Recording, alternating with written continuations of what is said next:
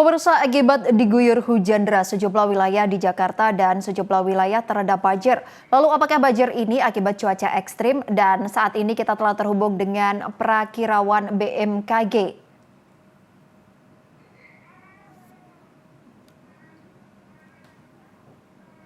Iya, selamat siang, Pak. Selamat siang, Mbak Ayu. Iya, baik. Mbak, ini kan terkait cuaca ekstrim. Sebelumnya pada tahun 2020 ini sempat mengalami banjir begitu. Nah, apa kira-kira yang menyebabkan cuaca ekstrim seperti hujan pada kemarin, Pak? Baik, kalau kita melihat Bu Ayu, sebenarnya pada waktu perakiraan yang kemarin untuk Nataru itu kan belum terjadi ya, karena masih ada Borneo Vortex. Jadi aliran monsun yang dari Asia maupun storm surge-nya itu masih tertahan oleh Borneo Vortex. Nah, kami melihat untuk 3 hari ini itu yang pertama disebabkan oleh karena adanya Borneo Vortex itu sudah tidak ada, sehingga aliran monsun ataupun aliran cross equatorial northeast-nya itu masuk ke wilayah kita karena indeksnya sudah lebih besar dari 10.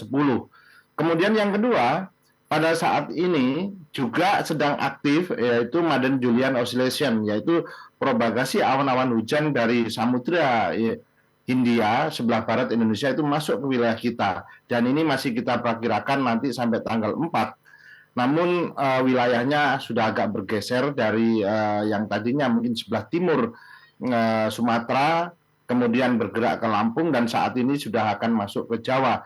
Nah, kemudian kalau kita melihat juga di samping faktor-faktor yang lain, kami juga sampaikan Bu Ayu bahwa tahun ini di bulan Januari Februari puncak musim hujan di wilayah Jakarta maupun Jabodetabek ya itu terjadi pada dasarian 3 Januari ataupun dasarian 1 Februari. Jadi kita harus masih tetap waspada ini sampai nanti berakhir di Februari.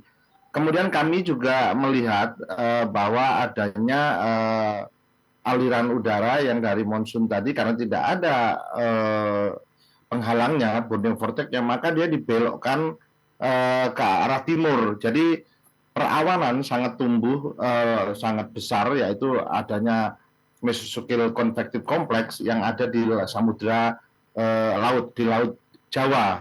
Laut Jawa artinya di sebelah utara Pulau Jawa. Nah, beberapa hal itu yang menyebabkan banjir, di mana curah hujannya itu sebenarnya cukup besar kalau kita lihat, Bu Ayu. Kalau kita lihat kemarin banjir yang terjadi berdasarkan pengamatan BMKG itu curah hujan yang kita catat itu tertinggi itu di Cengkareng ya, di stasiun meteorologi Cengkareng sekitar 255,6 mm.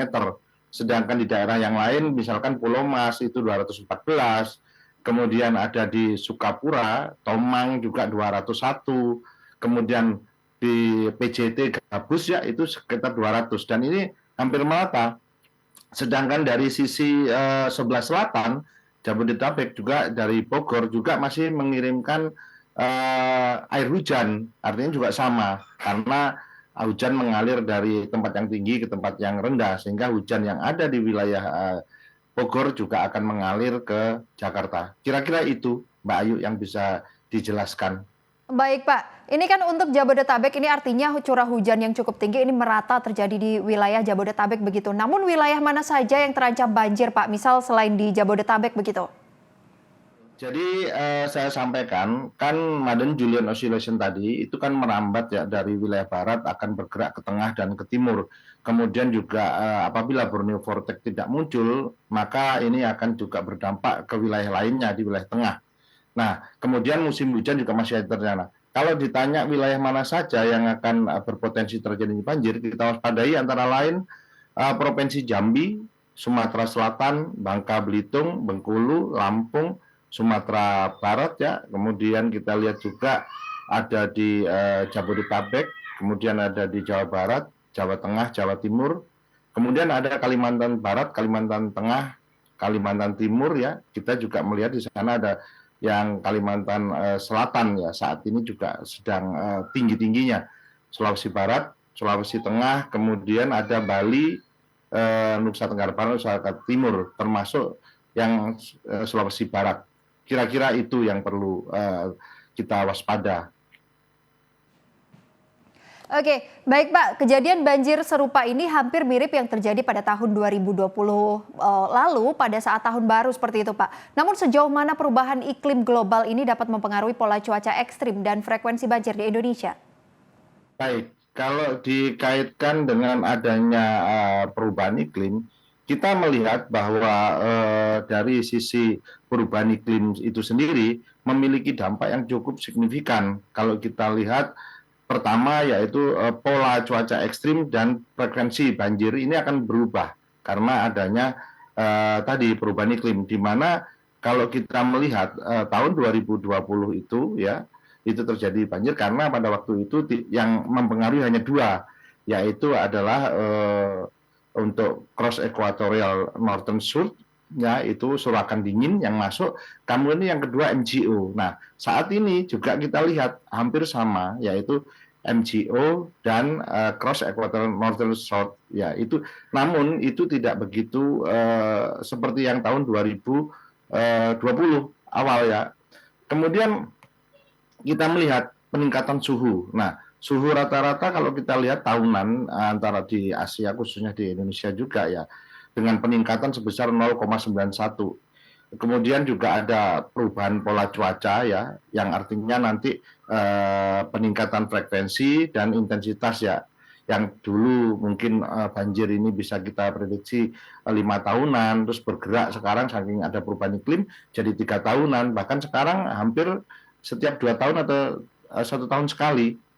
Kemudian juga kita melihat adanya peningkatan frekuensi banjir. Nah, banjir ini kan sebenarnya dampak daripada cuaca ekstrim, yaitu hujan lebat atau ekstrim. Namun kan hujan lebat itu adalah salah satu faktornya saja. Nah, faktor yang lain masih banyak. Misalkan kita lihat tentang peningkatan kesadaran masyarakat dalam pola hidup, kemudian ada perubahan lingkungan, dan kemudian ada hal-hal yang lain, misalkan infrastruktur yang tidak cukup ya, itu yang terjadi. Nah, kalau kita melihat ya hanya hal-hal itu, namun curah hujan hanya salah satu faktornya saja, Mbak Ayu. Baik Mbak, banyak faktor yang mempengaruhi banjir khususnya di ibu kota Jakarta begitu ya Pak. Namun ini Pak terakhir Pak, antisipasi apa yang dapat dilakukan masyarakat untuk lebih siap menghadapi cuaca ekstrim dan banjir berdasarkan prediksi yang dikeluarkan oleh BMKG sendiri? Baik Mbak Ayu, untuk langkah yang perlu diambil oleh masyarakat dalam rangka untuk antisipasi dan mitigasi risiko bencana hidrometeorologi, salah satunya banjir, yang pertama yaitu kita harus tetap tenang dan waspada siaga menghadapi perubahan cuaca ekstrim tadi, serta memahami langkah-langkah evakuasi jika terjadi situasi darurat ya. Kedua, membersihkan saluran air ataupun infrastruktur untuk air itu sendiri ya. Kalau kita melihat daerah yang rendah mesti air akan mengenang. Namun kalau salurannya itu lebih baik dia akan. Kemudian juga daya tampung saluran itu sendiri atau infrastrukturnya. Kalau hujannya volumenya lebih besar sedangkan saluran tidak menampung juga akan terjadi banjir. Kemudian juga kita juga harus melihat, memperhatikan tanda-tanda kondisi di lingkungan kita masing-masing. Misalkan kita melihat perakiraan cuacanya seperti apa, kemudian perubahan lahan yang ada di sekitar seperti apa, mampu nggak kalau terjadi hujan, maka itu bisa salah satu mitigasi yang sesungguhnya ya.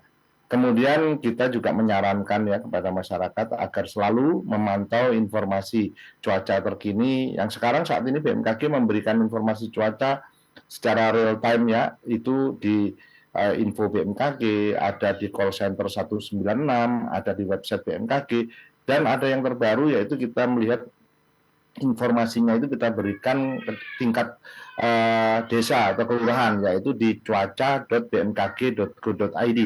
Nah, ini juga informasi cuacanya adalah berbasis radar dan berbasis citra satelit, sehingga Bapak Ibu bisa melihat, bisa mengupdate potensi perubahan kondisi cuaca saat dimanapun Bapak Ibu berada. Itu Mbak Ayu yang bisa saya sampaikan.